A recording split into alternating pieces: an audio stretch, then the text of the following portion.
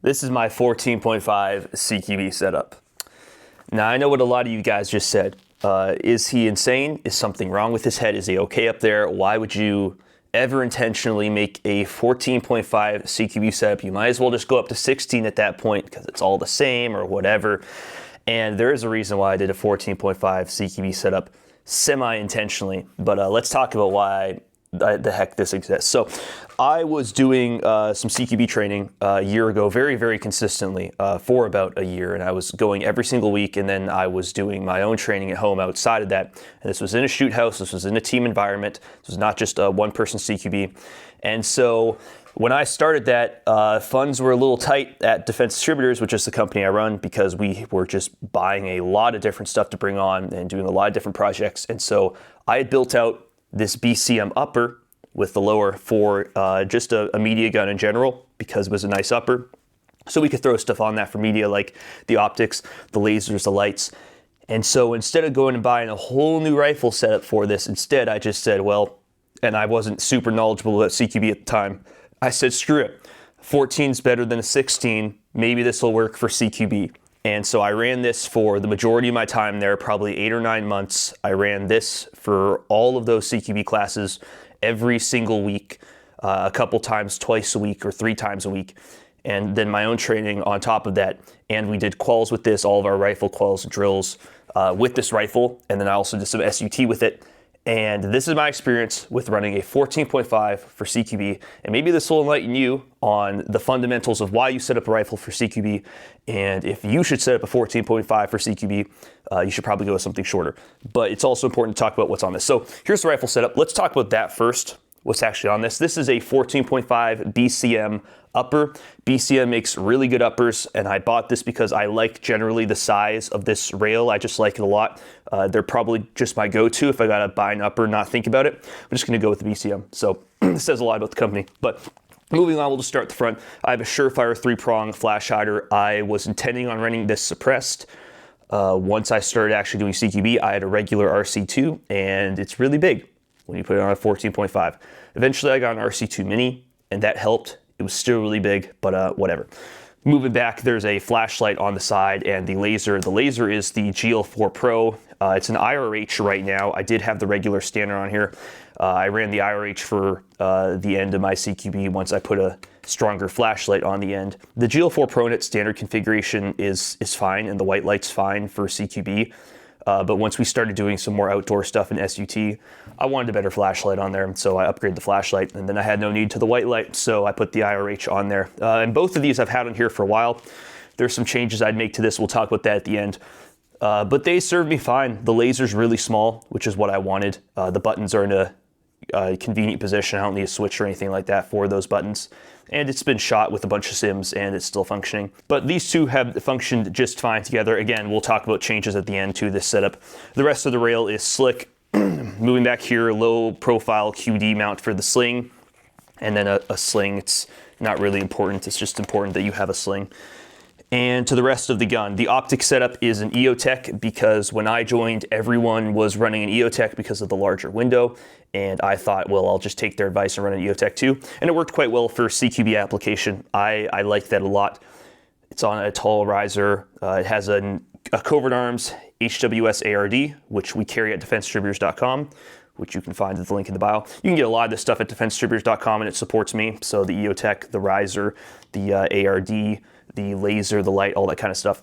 But the ARD, the reason I had this on here, and a lot of people at the start were questioning, because I was one of the first people doing this, why I have an actual ARD on my EOTech. And I got a lot of the other guys in that training group to also start running ARDs on their EOTech, specifically the covert arms one, because if you take a direct hit with a sim to an EOTech, it's probably going to shatter the glass. It has shattered the glass. Same thing with lights. And so if you put an ARD on the front, though, the covert arms ARDs stop the sims. Most of the other ARDs on the market do not. And the reason is they use larger hole sizes, which makes the ARD less effective. But it also makes it way less effective to non-effective for stopping sims. I see a lot of dudes online that are like, oh, get this one for sims. And I look at that holes and I'm like, have you ever shot sims before? I know how big a sim is. It's going right through that. So these, I've seen personally 5 of these. 5. stop a sim from hitting an EOTech. And I personally have one in a case over there that has been hit by a sim in front of an EOTech and stopped the sim. And it only goes in a tiny bit. It will a little bit wreck the mesh, but hey, you're saving your $500 optic, so who cares? Moving back to the magnifier, I just have a flip to center aim point magnifier. I'd probably take that off later, and we'll talk about that. The lower, there's really not a whole lot to talk about this. I have an HRF Concepts magwell because it makes reloads quicker, whatever, just threw it on there, and I do like them. We have a bad lever. I like these, and I'm still really playing around with them in a lot of different setups, but they're cool, and I've liked them so far. Geisley trigger, I'd probably get a heavier trigger, but simple safety, BCM grip because I like it. A lot of the lower parts is just going to be personal preference, so I'm not going to talk about it a whole ton. Moving on to the back, we have a law folder, and then just stock whatever stuff. But the law folder is important because I was carrying my gear to training in a Pelican 1650, which as a case cuts off about here in size, and I didn't want to break my rifle down every time, which looking back, I should have designed a setup around that anyways. But in order to remedy that problem, I used the law folder, and now this folds and fits inside of a 1650, which was super nice. The reason you know I was trading out here in Texas is because of all the rust on my law folder, which is from my sweat. So yeah, I got to figure out a remedy for that, but whatever, it is what it is. So that's my 14.5 setup in its root configuration.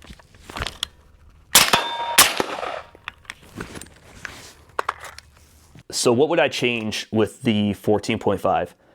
If I was starting again, doing CQB day one, I would not be running at 14.5.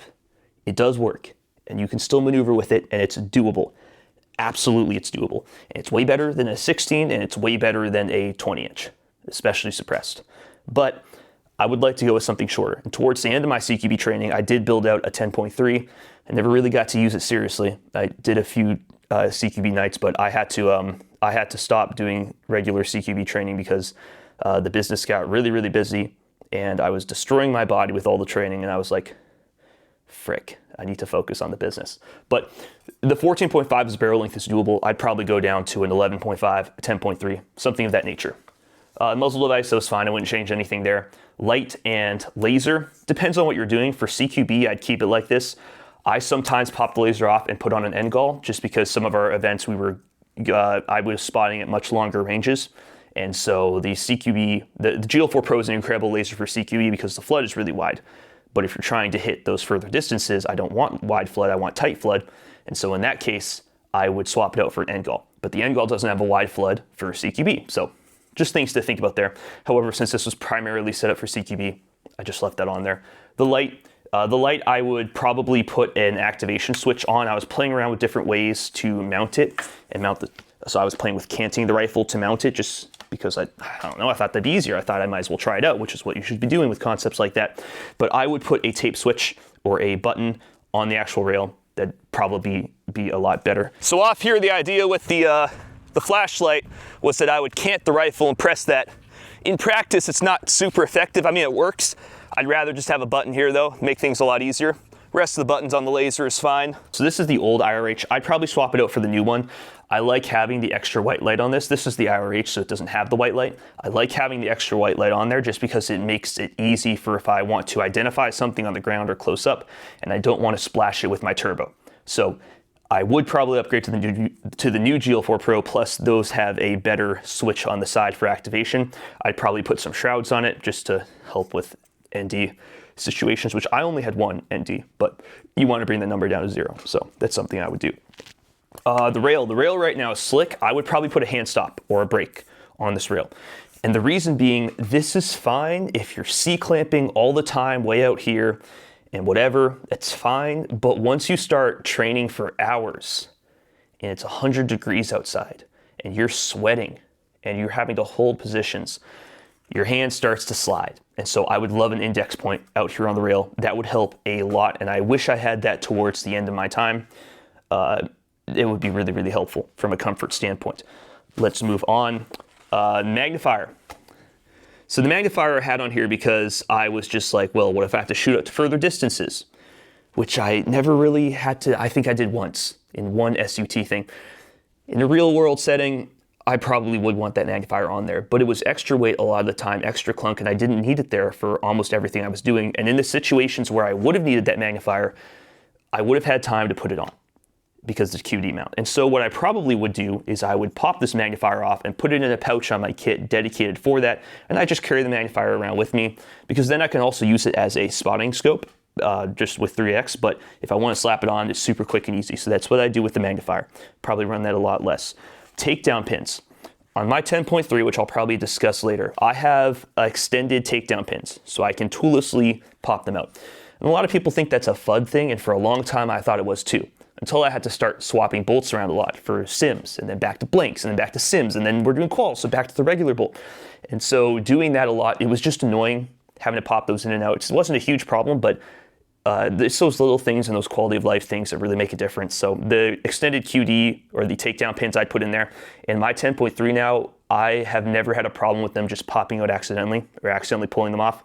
So I'd love to throw those on this build. It just helps for swapping out bolts really quickly, and why not? They're super cheap. The stock, I would replace this with a B5 SOP mod, just because I like the SOP mods more now. I think they have a better cheek weld, and I'm running that on everything, so I would just replace that. And maybe I'd make the trigger lighter. This trigger is, heavier. This trigger is already really light, and that's fine, except when you're holding a position and your finger's on the trigger and you only want to pop one round off and you accidentally pop 2 rounds off because you're in some weird prone position, and it happens. It's happened a couple times to me. And I don't think that's something you want. It's definitely not something you want to happen under pressure when you're using live rounds. So I would go for a lighter trigger. Or a heavier trigger. I do really like these triggers, but I'd prefer a heavier for that application. I think that's everything I change on this build. If you want these parts, the laser, the light, the EOTech, the riser, the HWS ARD, magnifiers, not this one, but other magnifiers, various parts on here, you can go to the link in the description, defensedistributors.com.